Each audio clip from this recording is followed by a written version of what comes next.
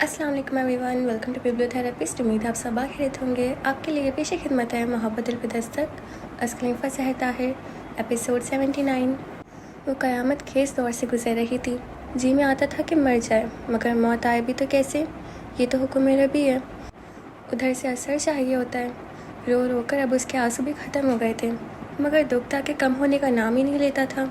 नींद, भूख, प्यास सब उड़ चुके थे। और दूसरी तरफ नौफल अहमद था, वैसा ही सर्द मुहर और संग दिल। किस किस गुनाह को माफ़ कराओगे नौफल अहमद, और क्या मैं कभी तुम्हें माफ़ कर पाऊँगी, जिसे मैंने अपना सब कुछ मान कर दिल की गहराइयों से चाहा था। खुद पर हर जुल्म सहती रही कि शायद ये तुम्हारे चाहने की एक अदा हो, लेकिन इस तमाम तर संग दिली और बेअतनाई के पीछे नफ़रतों का ये सैलाब उमड़ रहा था। हाय, मैं क्यों ना जान पाई नौफल अहमद। चली गई होती अव्वल रोज़ ही तुम्हें तुम्हारे घर को छोड़ के। दुनिया के ताने और अपनों का तमाम गुस्सा हंस के सह लेती, मगर ये तो ना सुनती जो तुमने कहा है। पर ये अल्फाज भी कहाँ हैं, ये तो पिघलता हुआ शीशा है जो तुमने मेरी समातों में उंडेल दिया। क़यामत से पहले मुझे क़यामत का नज़ारा करा दिया। उसने रोते हुए सोचा और सोचते सोचते कई बार रोई थी। हाथ बेख्तियार अपने पेट पर गया। और ये तुम्हारे इंतकाम, तुम्हारे गुस्से और नफ़रत का कौन सा रंग है नौफल अहमद, कि मैं चाहूँ भी तो इसे खुद से जुदा नहीं कर सकती। मगर दुआ, हाँ, दुआ मेरे इख्तियार में है। या खुदा मुझे मौत दे दे।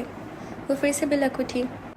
सोचती थी कि वो अब मौत को ही जीने वाली थी। सारी दुनिया लाख बहतान बांधे, मगर शौहर के मुंह से अपने किरदार पर ऐसा इल्ज़ाम सुनना मौत ही तो था, जो इतने महीनों से उसकी हर बेअतनाई हंस के सहती चली आ रही थी, अब एकदम ढह गई।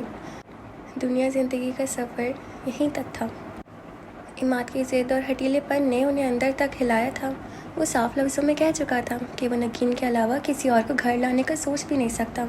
पागल हो गए हो तुम, दुनिया वाले बातें बनाएंगे। वो थकने लगी। बहस में तो वो मास्टर था। मुझे दुनिया की कुछ परवाह नहीं। और तुम्हारे पापा, उनसे मैं आज ही बात करने वाला हूँ। मुझे पूरा यकीन है उन्हें रत्ती भर भी एतराज़ नहीं होगा। पापा तो यूँ भी मेरी हर खुशी को अपनी खुशी जानते हैं। वो बेहद मुतमईन था और उसने अपने कहा कर भी दिखाया। अगले 1 घंटे के अंदर उनसे बात की, अपना मतमाए नज़र उन्हें वाज़ेह किया और फ़ोन मरियम पप्पो को पकड़ा दिया। ज़िंदगी इसने गुजारनी है मरियम, खामखा ज़िद मत करो। उन्हें इमाद से बेहद मोहब्बत थी। हल्के फुल्के अंदाज में बोले तो वो रोने वाली हो गई। आप दोनों बात को समझने की कोशिश नहीं कर रहे। मीर हाउस वालों को पता चला तो क़यामत आ जाएगी। वो तकरीबन चिल्ला उठी, मगर उन्होंने कोई नोटिस नहीं लिया। इत्मीनान से मशवरा देने लगे, तुम सबसे पहले बड़ी भाभी से बात करो। वो बहुत समझदार खातून है, यकीनन कोई एतराज़ नहीं करेंगी। क्यों नहीं करेंगी? वो समझेंगी कि मैं अनस के मरने ही का इंतज़ार कर रही थी शायद। वो और भड़की, तहम्मुल से मेरी बात सुनो मरियम। वो बेहद संजीदगी भरी मुलायमत से बोले, ज़िंदगी इमाद ने गुजारनी है। अगर वो नगीन में अपने पसंदीदा शरीक के सफ़र की झलक देखता है तो उसे बाजी खेल दे दो, उसका साथ दो, उसे कमज़ोर मत करो, वरना सारी उम्र कसक रहेगी उसके दिल में। ज़िंदगी खुशी और गम दोनों ही में बसर हो जाती है, मगर अपनी पसंद की ज़िंदगी गुजारने का लुत्फ़ और तमानियत और होती है। उनकी बातें मरियम फुप्पो का सहन खोलने लगी। फिर भी अगर उन लोगों ने एतराज़ किया तो वो शक व शुबहात में घिरी थी। अपनों का डर दिल में घर करने लगा था। फिर मैं खुद भाई साहब से बात करूँगा, बस तुम इतना ख्याल करना कि इस मामले में इमाद का और उसकी खुशी का इजहार न करना। अपना इरादा जाहिर करके उन लोगों का अंदिया लेना बात की बात में देखी जाएगी।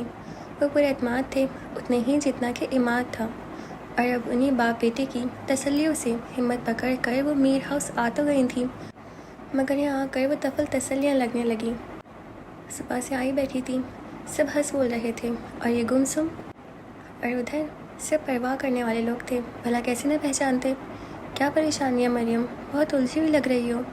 सबसे पहले ताई जान ने ही उन्हें टोका था और उन्हें जैसे सही मौका मिल गया। सही अंदाज़ा लगाया है आपने। परेशान भी हूँ और उलझन में भी पड़ी हूँ। खैर तो है ना? चाची जान मुतफिक्र हो गई। मरियम फुप्पो ने गहरी सांस लेते हुए मुस्कुराने की मकरूर भर कोशिश की। पता नहीं खैर है या नहीं। खुल के बात करो मरियम, मुझे भी परेशानी होने लगी है। ताईजान ने उन्हें अपने बिस्तर पर बैठने का इशारा करते हुए तफक्कुर से कहा तो वो उनके साथ कंबल में बैठ गई। बात तो ये परेशानी वाली नहीं है, बस मुझे आप लोगों की नाराज़गी का खौफ है। वो हिचकिचाई, दिल डर रहा था, जाने क्या हो। اب تو یہ بھی فکر تھی کہ اگر میر ہاؤس سے انکار ہو گیا تو کیا ہوگا۔ خدا کی شکل نگاہوں میں پھرنے لگے گی۔ بھائی مریم، پہیلی نہ بجھاؤ، میرا تو بی پی بڑھنے لگا ہے۔ تم سے محبت ہے تو خفا نہیں ہو سکتے، جلدی بتاؤ۔ تائی جان نے انہیں اعتماد دیا۔ اماد کے رشتے کی بات ہے بھابھی، وہ دھیمی سی آواز میں بولی۔ تائی جان نے حیران ہو کر انہیں دیکھا۔ اس میں کیا پریشانی ہے؟ وہ ادینہ سے شادی کرنا چاہتا ہے تو ہم ناراض کیوں ہوں گے؟ اس کی خوشی میں خوش ہیں۔ مگر میں ایسا نہیں چاہتی بھابھی۔ بیٹے سے ضد نہ باندھو مریم، وہ بے ساختہ بولی تھی۔ ضد نہیں باندھ رہی بھابھی، بلکہ اماد بھی غلطی پر تھا، وہ سنجیدگی سے بولی۔ تائی جان نے نہ سمجھنے والے انداز میں انہیں دیکھا۔ اپنی نند کو وہ اچھی طرح جانتی تھی، وہ ہر بات بے تکلفی سے کہہ دینے والی فطرت رکھتی تھی۔ یہ تمہید باندھنا اور ہچکچانا ان کے لیے ایک نئی بات تھی۔ تو اس میں پریشانی والی کیا بات ہے؟ یہاں کون سا ہم نے ادینہ کے لیے رشتہ ڈال دیا تھا؟ چچی جان نے ان کو بے فکر کرنا چاہا۔ ہاں شکر ہے، تسلی تو ہے۔ منی پھپھو نے گہری سانس بھری۔ یعنی کوئی اور مسئلہ ہے؟ تائی جان صحیح پہنچی تھی۔ دراصل میں نے اماد کے لیے خود ایک لڑکی پسند کر لی ہے، وہ چور لہجے میں بولی۔ ارے تو اس سے اچھی اور کیا بات ہو سکتی ہے؟ تائی جان خوش ہوئی۔ پوچھیں گی نہیں کہ لڑکی کون ہے؟ وہ تھکنے لگی تھی۔ تائی جان نے اشتیاق سے کہا۔ پوچھوں گی کیوں نہیں، بلکہ تمہیں خود ہی بتا دینا چاہیے۔ بتانے ہی تو آئی ہوں، بلکہ آپ سے اجازت لینے، بس ہمت نہیں ہو رہی تھی، انہوں نے پس لہجے میں کہا۔ تو حیران ہوئی۔ میری اجازت کی بھلا کیا ضرورت تھی مریم، تم بسم اللہ کرو۔ اب بتا بھی دو کون ہے وہ لڑکی جسے تم نے اماد کے لیے پسند کیا ہے؟ چچی جان بغور ان کے بدلتے رنگ کو دیکھ رہی تھی۔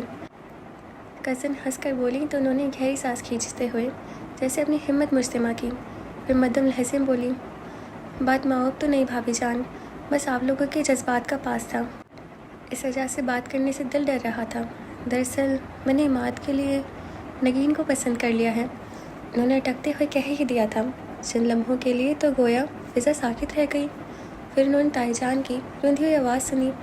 تم نے تو میرا دل جیت لیا ہے مریم، یقین کرو میری اپنی یہی خواہش تھی کہ اماد شادی کرنے کے لیے ادینہ کے بجائے نگین کا نام لیتا۔ بھابھی، مریم پھپھو کی آنکھوں میں آنسو بھر آئے، وہ بے اختیار ان کے شانے سے لگ گئی۔ تائی جان انہیں بازو کے حصار میں لے کر پیار سے تھپکنے لگیں۔ اس سے بہتر سوچ کوئی ہو ہی نہیں سکتی مریم۔ چچی جان نے بھی نم آنکھوں کے ساتھ انہیں سراہا تو ان کا دل شانت ہو گیا۔ نگین کمرے میں آئی تو صبا کو بے سد لیٹے پا کر کسی خدشے کے تحت اس نے کمبل ہٹایا، وہ بھی یوں ہی لیٹی تھی۔ نگین نے اس کا ہاتھ تھام کر اسے ہلایا تو خود اندر تک ہل گئی، وہ بخار میں پھک رہی تھی۔ صبا، صبا، اسے پکارتے اس کے پاس ہی بیٹھ گئی۔ صبا نے بامشکل سرخ ہوتی آنکھیں کھول کر اسے دیکھا تو اس کے دل کو کچھ ہونے لگا۔ بتایا تو ہوتا اتنی طبیعت خراب ہے، اس نے کچھ کہے بغیر پھر سے آنکھیں موند لیں۔ میں بھی بھائی جان کو فون کرتی ہوں۔ نگین کو گزشتہ صورتحال بھول گئی تھی، وہ بے چین ہو کر کھڑی ہوئی اور پریشانی کے عالم میں فون اٹھایا تو صبا نے فوراً آنکھیں کھولی۔ نہیں، انہیں کچھ مت کہنا، صبا نے سختی سے کہا۔ نگین کو بہت کچھ یاد آیا تھا، وہ انس جیسے جذباتی شخص کی بہت صابر بہن تھی، اول روز سے نوفل کی زیادتیاں برداشت کرتی رہی تھی۔ ان سب کے باوجود اس نے نگین کا گھر تباہ کرنے کی رتی بھر بھی کوشش نہیں کی تھی۔ نگین نے نم ہوتی آنکھیں پوچھیں، تو چلو پھر اٹھو، میرے ساتھ ڈاکٹر کے پاس چلو۔ مجھ میں اتنی ہمت نہیں ہے، گھر سے ہی کچھ میڈیسن لے لیتی ہوں، وہ نکاہت بھرے لہجے میں بولی تھی۔ نگین کو اس کے صبر، اس کی برداشت سے وحشت ہونے لگی۔ کوئی اور لڑکی ہوتی تو نوفل کی زیادتیاں ایسے فضول اور گھٹیا الزام سننے کے بعد اس پر 4 حرف بھیج کر گھر جا پہنچتی۔ نگین کا جی چاہا اسے جھنجھوڑ ڈالے، پھر نگین نے زبردستی اسے اٹھایا اور صالحہ بیگم کو بتا کر اسے ڈاکٹر کے پاس لے آئی۔ ڈاکٹر سے چیک کرنے کے بعد دوائیوں کا نسخہ لکھنے لگے۔ اب پہلی دفعہ ایکسپیکٹ کر رہی ہیں؟ وہ ہاتھ روک کر پوچھ رہی تھی۔ نگین نے چونک کر پہلے ڈاکٹر اور پھر صبا کو دیکھا جو کرسی سے ٹیک لگائے ڈھال بیٹھی تھی، خشک ہوتے ہونٹوں پر زبان پھیر کر انہیں ترک کرتے ہوئے صبا نے اس بات میں سر ہلایا تو نگین بے اختیار مسکرا دی۔ وہیں میڈیکل اسٹور سے میڈیسن لے کر وہ دونوں رکشے میں بیٹھ گئی۔ دونوں کی سوچیں مختلف تھیں، وہ تو اڑان بھر رہی تھی، نگین اچھی طرح نوفل کے کان کھینچنے کا تہیہ کر چکی تھی۔ آپی، پکنک کا پروگرام بن رہا ہے، چلیں گی؟ ہمراہ نے اس کے کمرے میں جھانکا، اپنی قمیض تہہ کرتے ہوئے اس کے ہاتھ ٹھٹکے۔ یہ نیکی کون کر رہا ہے؟ مسکرا کر پوچھا۔ موہت بھائی، وہ اندر چلی آئی۔ اچھا، وہ پھر سے اپنا کام کرنے لگی اور بظاہر سرسری انداز میں پوچھا، کس کے صدقے نیکی کی جا رہی ہے؟ کہیں دل میں مبہم سی امید جاگی تھی کہ وہ ابھی بھی بخار سے فارغ ہوئی تھی تو شاید تازہ ہوا کھلانے کی غرض سے موہت نے پروگرام سیٹ کیا ہو۔ دراصل آج ویرا آپ بھی بہت اداس لگ رہی تھیں تو موہت بھائی نے انہیں خوش کرنے کے لیے اس پکنک کا اعلان کیا ہے جس میں پورے لاہور کی آوارہ گردی شامل ہے۔ ہم نے تفصیلاً بتایا تو وہ تب اٹھی۔ ویرا جی کے لیے پروگرام بنایا ہے تو مجھے بلانے کی کیا ضرورت تھی؟ کیا مطلب؟ موہت بھائی نے بھیجا ہے مجھے؟ ہمرا حیران ہو کر بولی۔ تو وہ تنکی قمیض اٹھا کے دور پھینکی۔ تو یہ کہ موہت بھائی کہہ رہے تھے کہ آپ ہی کو بھی بلا لو تاکہ اس کے دماغ کی گرمی بھی دور ہو۔ ہمرا نے مزے سے بتایا تو اس کے دل میں جلن پیدا ہونے لگی۔ اچھا، تو ویرا جی کے موڈ کی اتنی فکر ہے کہ اسے ٹھیک کرنے کی تگ و دو میں مصروف ہے اور منقوہہ کے لیے ان کے پاس یہ الفاظ رہ گئے ہیں۔ وہ دل ملائی تھی۔ اس کی دلی کیفیت سے بے خبر ہمرا نے پوچھا، تو پھر چل رہی ہیں نا آپ؟ تم چلو، میں بھی آ کے بتاتی ہوں۔ وہ اپنی قمیض کا دامن چھڑاتی اٹھ کھڑی ہوئی تو ہمرا شانے اچکا کر باہر نکل گئی۔ وہ سیدھی موہت کے کمرے میں آئی۔ منہ دھو کر تولیے سے خشک کرنے کے بعد اب یقیناً وہ کپڑے بدلنے کے چکر میں تھا۔ اسے دروازہ کھٹکھٹا کر بنا اجازت ملے اندر آتے دیکھ کر گہری سانس لے کر وہ رہ گیا۔ یہ کیا فضول پروگرام بن رہا ہے؟ جاتے ہی تیوری چڑھا کر کہا۔ جو موہت نے اچھی طرح ملافظ کیا۔ کون سا؟ ہماری شادی کا؟ وہ اور بھی انجان بنا۔ زحا سلگی۔ آج کے پروگرام کی بات کر رہی ہوں میں، دل ملا کر کہا تو وہ اطمینان سے بولا۔ آج تو تمہیں ساتھ لے کر پکنک منانے کا پروگرام تھا۔ زحا اس کے جملے کو اچھی طرح سمجھ رہی تھی۔ میں نے آپ سے پہلے بھی کہا تھا کہ ویرا سے دور رہیں، وہ سخت لہجے میں بولی، جبکہ موہت قدرے پرسکون تھا۔ ہاں تو دور ہی ہوں نا، وہ اپنے گیسٹ روم میں ہے اور میں یہاں، کافی فاصلہ بنتا ہے۔ پھر آپ نے اس کے لیے پکنک کا پروگرام کیوں رکھا؟ اس سے کیا فرق پڑتا ہے؟ موہت نے جواباً سوال کیا تھا۔ فرق پڑتا ہے، وہ زور دے کر بولی تھی۔ پھر کہا، مجھے فرق پڑتا ہے۔ جب میں آپ سے کہہ رہی ہوں تو آپ یہ سب کیوں کر رہے ہیں؟ اپنی سیاہ آنکھیں اس پر جماتے ہوئے میں نے خیزی انداز میں بولا۔ کیا بات ہے زحا میر، کہیں تم ویرا سے جلس تو نہیں ہو رہی؟ زحا نے سٹ پٹا کر اسے دیکھا۔ چمکتی سیاہ آنکھیں دل میں اتر کر بھید پانے کی سیر میں مصروف تھی۔ جلس ہوتی ہے میری جوتی؟ فوراً نگاہیں پھیری۔ تو پھر مجھے باہر میں ڈالو اور اطمینان سے جا کر پکنک پر جانے کی تیاری کر لو۔ ایک بندے کی جگہ فالتو تھی، میں نے سوچا اسی بہانے تمہارا بھی چکر لگ جائے گا باہر کا۔ وہ یوں بولا جیسے امریکہ کا چکر لگوانے کا کہہ رہا ہو۔ زحا نے بامشکل غصہ ضبط کیا۔ نہ میں جا رہی ہوں اور نہ ہی کوئی اور۔ تم نہ جاؤ اور سب تو جا رہے ہیں۔ ادھر وہی اطمینان تھا اور ذہین آنکھیں اس کے تاثرات کے مطالعے میں مصروف۔ وہ بے بس ہونے لگی۔ میں شور مچا دوں گی۔ کیا؟ موہت کی آنکھوں میں تمز کھرمڑ آیا جس نے زحا کو مزید تپا ڈالا، اور غصے میں تو اسے ہمیشہ کچھ الٹا سیدھا ہی سوچتا تھا۔ اب بھی مسکمانہ لہجے میں بولی، یہی کہ آپ مجھے تنگ کر رہے تھے۔ جو کچھ منہ میں آیا وہ کہہ ڈالا۔ موہت کی آنکھوں میں پہلے تو حیرت چمکی اور اس کے ہونٹوں پر بے ساختہ سی مسکراہٹ پھیل گئی۔ اس نے واپس پلٹتی زحا کا ہاتھ تھام کر اسے روکا۔ وہ ایک جھٹکے سے اس کی طرف آئی تھی۔ کس قدر بے وقوف ہو تم زحا، وہ متاسفانہ انداز میں بولا۔ تب بھی ہلکی سی مسکراہٹ کا تاثر اس کے چہرے پر موجود تھا، اور زحا اس بلا ارادہ اور اچانک سے انداز پر سانس روکے کھڑی تھی۔ کیا کہو گی جا کے سب سے؟ یہی کہ میں تمہیں چھیڑ رہا ہوں؟ بے وقوف، پہلے اپنے اور میرے درمیان موجود رشتے کو ذہن میں لاؤ، پھر سوچو کہ تم سب کو اپنے اوپر ہنسنے کا فری موقع دیے جا رہی ہو۔ 2 قدم پیچھے ہٹ کے مناسب فاصلہ قائم کیا اور احتجاجی لہجے میں وہ بولی، میں نے تنگ کرنے کا کہا ہے، چھیڑنے کا نہیں۔ بہت خوب، لگ رہا تھا کہ وہ اس کی باتوں سے بہت محظوظ ہو رہا ہے۔ اور بے وقوف کسے کہہ رہے ہیں آپ بار بار؟ اسے خیال آیا، تنک کر پوچھا۔ تمہیں، وہ اتنے اطمینان سے کہا اور اس کا ہاتھ چھوڑ دیا۔ اور خود کے بارے میں جناب کا کیا خیال ہے؟ وہ چڑ سی گئی تھی۔ میں ایک وکیل ہوں اور وکالت کی ڈگری بے وقوفوں کو نہیں دی جاتی۔ وہ مطمئن تھا۔ زحا نے سر جھٹکا۔ بہرحال میں اتنی عقل مند ہوں کہ جو دیکھوں سنوں اس کے مطابق حکمت عمل اختیار کر سکوں۔ اف، وہ بے ساختہ ہنس دیا۔ تب زحا کو احساس ہوا کہ وہ ہنستا ہوا اچھا لگتا تھا۔ حکمت عملی، وہ لفظوں کو کھینچ کر بولا۔ اس عمل میں کیا حکمت ہے، میں پوچھنے کی زحمت کر سکتا ہوں؟ میں صرف اتنا چاہتی ہوں کہ جب تک آپ اس رشتے میں منسلک ہیں ذرا تہذب کے ساتھ دائرے میں رہیں۔ اسے خود بھی سمجھ نہیں آ رہی تھی کہ ویرا سے اسے دور رکھنے کے لیے کیا طریقہ اختیار کرے۔ میں نے کیا کیا ہے تمہارے ساتھ؟ وہ پوری طرح اس کی طرف متوجہ ہوا۔ زحا کے رخسار خواہ ہی تپنے لگے۔ میں نے یہ نہیں کہا، مگر آپ ویرا کے ساتھ کس کھاتے میں فرینک ہو رہے ہیں؟ وہ میری دوست ہے، یونیورسٹی فیلو ہے۔ یہ ماضی کی بات ہے، اب وہ کسی اور کی متعلقہ ہے اور آپ میرے ناکا۔ وہ غصے سے کہہ رہی تھی، یہ بار بار ناکا اور منقوہ کہہ کر تم مجھے کیا باور کرانا چاہتی ہو؟ یہی کہ جب تک آپ اس رشتے کے پابند ہیں تب تک آپ کو صرف میرے نام ہو کر رہنا چاہیے، ورنہ میرے پاس بھی آپشن ہے، میں بھی ایسے ہی کوئی چکر چلا سکتی ہوں۔ وہ بولی تو موہت کو بھی غصہ آ گیا۔ Shut up. زہا نے سر جھٹکا اور موہت نے اس کے بازو کے سختی سے تھام کر جھٹکا۔ اس طرح کی فضول گفتگو میں برداشت نہیں کروں گا، اور میں جو کچھ برداشت کر رہی ہوں وہ بھی میری برداشت سے باہر ہے، وہ نڈر لہجے میں کہتی موہت کو بکھرے تحیر میں دھکیلنے لگی۔ برداشت؟ وہ جیسے بہت حیران ہو کر بولا، کیا برداشت کر رہی ہو تم؟ یہ تو اول روز سے تم نے طے کر لیا تھا کہ اتنے عرصے تک تم اس بندھن کو نبھانا چاہتی ہو، پھر اب یہ پابندیاں کیسی؟ اس کے سوال نے زہا کو احساس دلایا کہ وہ مسلسل بیوقوفی کیے جا رہی تھی۔ وہ تو عمر کاظمی کی آڑ لیے بیٹھی تھی اور موہت کا ویرا سے ہنسی مذاق سے چھپتا تھا، کھلتا تھا۔ اس نے کچھ کہنے کو لب وا کیے۔ موہت حسن، مجھے تمہارا ویرا کے ساتھ بات کرنا، بے تکلف ہونا، اس کی تعریف کرنا، بلکہ اس کی طرف نگاہ اٹھانا بھی تکلیف دینے لگا ہے۔ کہنے کو بہت کچھ تھا اس کے پاس، مگر گلے میں پڑتے آنسو کے فندے نے کچھ کہنے کی اجازت ہی نہیں دی۔ اس کی نظر کے سامنے موہت کا چہرہ دھندلا گیا۔ بازو چھوڑے، مجھے تکلیف ہو رہی ہے۔ آنکھ کے چھلکنے کی کچھ تو توجہ تو چاہیے تھی نا۔ موہت نے خفیف ہو کر اس کے بازو پر سے مضبوط ہاتھ کی گرفت ہٹا لی۔ وہ تیزی سے کمرے سے نکل گئی۔ موہت پریشانی کے عالم میں الجھا سا بالوں میں ہاتھ پھیر کر رہ گیا۔ تم نے اتنی بڑی خوشخبری چھپائی رکھی ہم سے؟ نگین گھر آ کے سیدھی صالحہ بیگم کے پاس گئی، انہیں بات بتائی تو انہوں نے صبا کی پیشانی چوم لی اور فوراً نوفل کی ادائیگی کے لیے تیاری پکڑ لی، جبکہ نگین نے فرصت پا کر اسے آڑے ہاتھوں لیا۔ مجھے خود کہاں پتا تھا؟ وہ نظر چرا گئی۔ نگین نے بے یقینی سے اسے دیکھا۔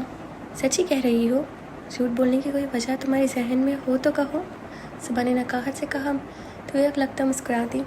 اب تم سب آرام کیا کرو گی، کچن وچن سب بند، کیونکہ ہمیں ایک خوبصورت اور صحت مند بیوی چاہیے جو اس گھر کو خوشی اور رونق سے بھر دے۔ وہ بہت دنوں کے بعد یاسر کی کھول سے باہر نکلتی دکھائی دی تھی۔ سب اپنی تکلیف بھول کر اس کی دل جوئی کرنے لگی۔ تم اپنا خیال رکھو تاکہ میرا خیال رکھنے کے قابل ہو سکو۔ ہاں، میں تمہارا خیال خوب رکھوں گی، اور ہاں، بیوی کا بھی، اور اس کا نام بھی میں ہی رکھوں گی، اس کے کپڑے بھی میں چینج کیا کروں گی اور صفائی بھی۔ وہ بہت پرجوش ہو رہی تھی۔ صبا خاموشی سے اسے دیکھتی رہی تو وہ پریشان ہو گئی۔ کیا بات ہے صبا؟ میں کچھ غلط کہہ رہی ہوں؟ تم ہی سمجھ لینا کہ میں تمہارے بچے کی کیئر ٹیکر ہوں، تم بس اسے کھیلنے کے لیے مجھے دے دیا کرنا۔ پتہ ہے مجھے بچے بہت اچھے لگتے ہیں۔ لچتے ہوئے بولی تو صبا نے اپنے تپتے ہاتھوں میں اس کا ہاتھ تھام لیا۔ وہ تمہارا ہی ہوگا نگین، تم فکر مت کرو۔ تھینک یو صبا۔ وہ روتی آنکھیں اور ہنستے لبوں کے ساتھ اس کے گلے لگ گئی تو صبا سے بھی اپنے آنسو ضبط کرنا بہت مشکل ہونے لگا۔ تم اپنی ایڈورٹائزنگ ایجنسی فروخت کر رہی ہو؟ شمال نے سے کمرے میں داخل ہوتے ہوئے پوچھا تو وہ جو خوبصورت سے ٹراؤزر سوٹ میں ملبوس اپنے بستر پر آئی تیزی بیٹھی تھی، ایک دم سے اٹھ بیٹھی۔ یہ کیا طریقہ ہے کسی کے کمرے میں آنے کا؟ کس کا کمرہ؟ شمال نے بھویں اچکائیں، پھر بولا شاید تم بھول رہی ہو کہ میں تمہارا شوہر ہوتا ہوں، اس وجہ سے یہ کمرہ میرا بھی ہے، کبھی ہوتا تھا تمہارا، مگر تم بھول رہے ہو کہ میں پرویش نہیں صالح آفریدی ہوں۔ زال شمال خان اس کے تیسے کرنے پر کہہ کر سر جھٹکنے لگی۔ میں نے کچھ پوچھا ہے تم سے؟ وہ پھر اپنے سابقہ سوال کی طرف آیا۔ زالے نے کہا ہاں، رضا اسے دوبارہ ٹیک اوور کرنے کو تیار ہے، کوئی اعتراض؟ اس کا لہجہ طنزیہ تھا جسے شمال نے قطعاً کوئی اہمیت نہیں دی۔ رضا اس کا کزن تھا جس سے پہلے زالے نے ایجنسی ٹیک اوور کی تھی، اب جب کہ وہ بیرونی ملک سے لوٹا تو دوبارہ اس ایجنسی سنبھالنے کو راضی تھا، مگر اس کے ساتھ ساتھ ایک اور خبر بھی سنی ہے میں نے۔ وہ دل کی بے چینی دباتے ہوئے اسے گھور کر بولا، مگر وہ بالکل بھی پریشان نہ ہوئی، اطمینان سے بولی ہاں، میں واپس امریکہ جا رہی ہوں۔ کس کی اجازت سے؟ شمال کا لہجہ تیکھا ہو گیا۔ زالے نے تیز نظروں سے اسے دیکھا۔ تم یہ بات کرنے کے قابل ہو کیا؟ شٹ اپ، تم میری نرمی کا ناجائز فائدہ اٹھا رہی ہو زالے۔ اس کے انداز نے شمال کے اندر کے روایتی خان کو انگڑائی لے کر بیدار ہونے پر مجبور کر دیا تھا۔ ہاں، وہ تمسکران انداز میں بولی، جو حسرت دل میں تھی وہ بھی پوری کر ڈالتے۔ دل تو چاہتا ہے کہ زندان میں ڈال دو تمہیں اور پھر روز تمہارا حال پوچھنے آیا کروں۔ وہ تنک کر بولا تھا، تم پتہ نہیں کن غلط فہمیوں کا شکار ہو۔ زالے کا انداز ہنوز وہی تھا۔ بہت جلد تمہیں پتہ چل جائے گا کہ کون غلط فہمیوں کا شکار ہو رہا ہے۔ وہ سنجیدہ ہو گیا۔ یہ تو تم اچھا کر رہی ہو کہ ایجنسی فروخت کر رہی ہو. مجھے ویسے بھی تمہارا جاب کرنا پسند نہیں تھا، لیکن یہ جو نیا سودا تمہارے دماغ میں سمایا ہے واپس امریکہ جانے کا، اسے بھول جاؤ. کام نہ کرو، آرام سے گھر بیٹھو. ہاں گھر؟ وہ طنز سے بولی. کس کا گھر شمال خان؟ تمہاری پلویشی کا.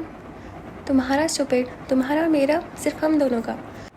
شمال خان نے اسے ایک جھٹکے سے کھینچ کر اپنے مقابلے کھڑا کیا تو سٹپٹا سی گئی. بہت خراب ہو تم ظالم، میرا سب خراب کر رہی ہو. دیکھنا تمہارے ساتھ بہت برا سلوک ہوگا.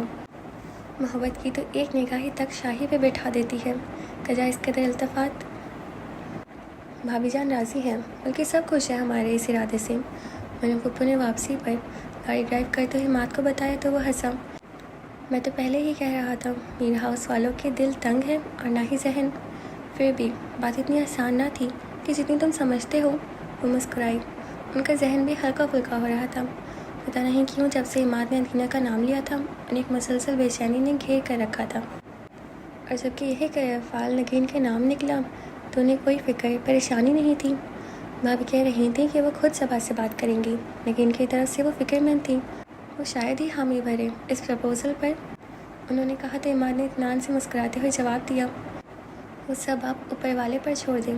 خدا ایسے ایسے سبب بناتا ہے کہ انسان کی عقل حیران رہ جاتی ہے. اور خدا نہ خواستہ نگین نہ مانی تو ان کے دل کو ایک اور وہم نے ستایا. تو عماد نے گہری سانس کھینچی، پھر قصدن مسکرا کر بولا. ہم کسی کو مجبور تو نہیں کر سکتے نا. اگر اوپر سے اشارہ ہو گیا تو یہ معاملہ حل ہو جائے گا، وگرنہ جو قسمت. میرے پھپھو نے سکون کی سانس لی. ہاں یہ ضروری ہے کہ مجھے نگین کے انکار کا افسوس بہت ہوگا. قدر توقف کے بعد وہ بولا تھا. مریم پھپھو بہت دن سے دل میں مچلتے سوال کو زبان پر لے ہی آئی. تمہیں اس کا خیال آیا کیسے عماد؟ پیار محبت والا چکر ہوتا تو تم مدینہ سے پہلے اس کا نام لیتے. چند لمحے وہ سوچتا رہا جیسے اپنی یادداشت کو کھنگال رہا ہو، پھر مدھم لہجے میں بولا. پتہ نہیں ماما، لیکن یہ میرے دل و ذہن کا متعین کا فیصلہ ہے. مجھے لگتا ہے کہ مجھے انس کی محبت کو یوں نہیں چھوڑنا چاہیے. اس کے لفظوں میں بہت گہرائی تھی. وہ خاموش رہ گئی. زالے کا موڈ سخت خراب تھا. نوکروں پر چیخنا چلانا، حتیٰ کہ ایک بار خوامخواہ میں پلویشوں کو بھی جھاڑ کے رکھ دیا تھا. مگر یہ سب شمال خان سے چھپا ہوا نہیں تھا، اور وہ اس کا ماخذ بھی جانتا تھا. صبح وہ اس کے اٹھنے سے پہلے ہی باہر نکل چکی تھی. میرا بریانی کا مسالہ تیار کرنے کھڑی ہوئی تو زوہا نے نرمی سے اسے پرے ہٹا دیا. تمہاری طبیعت ٹھیک نہیں ہے زوہا، اور پھر کام ہی کتنا ہوتا ہے بریانی کا. آپ سے کس نے کہا کہ میری طبیعت خراب ہے؟ اور ویسے بھی موہت کو میرے ہاتھ کی بریانی پسند ہے، اس لیے میں خود بناؤں گی. وہ ریٹائی سے جھوٹ بولنے کے سارے ریکارڈ توڑ رہی تھی. اچھا، مجھے تو موہت نے نہیں بتایا کہ اسے تمہارے ہاتھ کی بریانی پسند ہے. زوہا کو لگا وہ جل گئی تھی. اسے مزہ آیا. آپ کو تو یہ بھی نہیں پتا کہ انہیں میرے ہاتھ کی چائے اور کٹلیٹس بھی بہت پسند ہے. شام کی چائے وہ مجھ سے ہی بنوانا پسند کرتے ہیں. یہ الگ بات ہے کہ منہ سے کہتے نہیں ہیں. وہ مزے سے بولی تو جانے کیوں ویرا ہنس دی. زوہا کو برا تو لگا، مگر اسے کچھ کہنے سے پہلے ہی وہ چکرا کر رہ گئی. ذرا میرے دوستوں کے لیے 2 کپ چائے تو بھجوا دو، اور ساتھ ہی کٹلیٹس بھی، میرے پسندیدہ. موہت کی آواز اسے اپنے عین پیچھے سے آتی محسوس ہوئی تھی. وہ دم ساتھ کر رہ گئی. تو یہ وجہ تھی ویرا کے ہنسنے کی. ظاہر ہے کہ وہ موہت حسن کی موجودگی سے اچھی طرح واقف تھی، اور بریانی تو یقیناً زوہا ہی بنائے گی. ایک بار پہلے بھی اس نے بہت یادگار بریانی بنا کے کھلائی تھی، وہ کہہ رہا تھا. اور زوہا اندازہ لگانے میں مصروف تھی کہ اس کے لہجے میں طنز و مزاح اور سنجیدگی کے عناصر تناسب ہے. اپنی ادھر ادھر دیکھے بغیر بولنے والی عادت کو بھی کوسا جو ہمیشہ ہی شرمندہ کراتی تھی. تم نہیں آؤ گے ویرا؟ اسد آیا ہوا ہے. وہ سنجیدگی سے بولا. نہیں، میں نہیں جاؤں گی. ویرا کی متوش آواز پر وہ چونک کر اسے دیکھنے لگی. اس کے رنگ کا جانے کیوں زرد پڑنے لگی تھی. کب تک نہیں جاؤ گے اس کے سامنے؟ اور ویسے بھی وہ تم سے ہی تو ملنے آیا ہے. موہت کا انداز سمجھانے والا تھا، مگر ویرا نے نفی میں سر ہلایا. نہیں موہت، میں نے تم سے پہلے بھی کہا تھا کہ اب نہیں. میں پیچھے مڑ کر دیکھنا بھی نہیں چاہتی. اس کی آنکھوں میں چمکتی نمی نے زوہا کو حیران کیا. شاید اس کے گھر والوں میں سے کوئی اسے لینے آیا ہو. اسے اندازہ لگایا. بے وقوفوں جیسی باتیں مت کرو ویرا. موہت نے اسے گھرکا تو زوہا کو بہت خوشی ہوئی. موہت پلیز مجھے مجبور مت کرو کہ میں یہاں سے چلی جاؤں. وہ رونے کو تھی. موہت نے گہری سانس بھری، پھر اسے گھورتے ہوئے بولا. وقت کے ساتھ نہ چلنے والے ہمیشہ گھاٹے کا سودا کرتے ہیں. وہ آج یہاں آیا ہے، آئندہ بھی آتا رہے گا. میں تم سے ہارا نہیں. بس تمہیں سنبھلنے اور سمجھنے کا وقت دے رہا ہوں، کہہ کر وہ چلا گیا تھا۔ میرا بھی وہاں سے چلی گئی۔ اس کے دل میں ٹھنڈ پڑ گئی۔ اچھا ہے نا، اس پرکٹی کو اسے گھر والے زبردستی لے جائیں یا پھر خود ہی یہاں سے کہیں چلی جائیں۔ میرے شوہر کے پیچھے پڑی ہوئی ہے، اس نے جل کر سوچا تھا۔ پھر ٹھٹک گئی، دل کی دھڑکن بے ترتیب ہوئی تھی۔ میرا شوہر؟ متحیر سی کھڑی تھی، جانے کور کیسے اس حقیقت کو تسلیم کر گیا تھا دل۔ کیا کہا تھا مرید حسن نے؟ محبت دل پہ دستک دیتی ہے، اور جب یہ دستک ہونے لگے تو دل کے دروازے وا کیے بغیر کوئی نہیں رہتا۔ اس کی طرف ملتفت ہونا، اسے سوچنا، بہت اچھے معنوں میں سوچنا، دستک ہی تو تھی۔ دل میں شور تھا کہ بڑھتا ہی جا رہا تھا۔ اسے تھامے وہ کھڑی رہ گئی۔ اوکے جی، تو آج کے لیے بس اتنا ہی۔ اور مجھے پتہ ہے سب سے اچھا پارٹ آج کا کون سا لگا؟ مجھے وہ کہہ رہی تھی اور پیچھے سے وہ ساری بات سن لیتے ہیں۔ ان سب کی ٹائمنگ ایسی ہوتی ہے کہ جب بھی کہتے تو پیچھے وہی انسان کھڑا ہوتا ہے۔ اور وہ بریانی والی بات جو اس نے پوری جلا دی تھی نیچے سے، اور خوشبو بھی اچھی نہیں آ رہی تھی، تو سب سے فیوریٹ پارٹ میرا آج کا وہی تھا۔ آپ کو کیسا لگا ضرور بتائیے گا، اور آپ یوں ہی ہمیں سنتے رہیے۔ اب ہم آپ سے کل ملیں گے۔ اب اپنا خیال رکھیے گا۔ خدا حافظ۔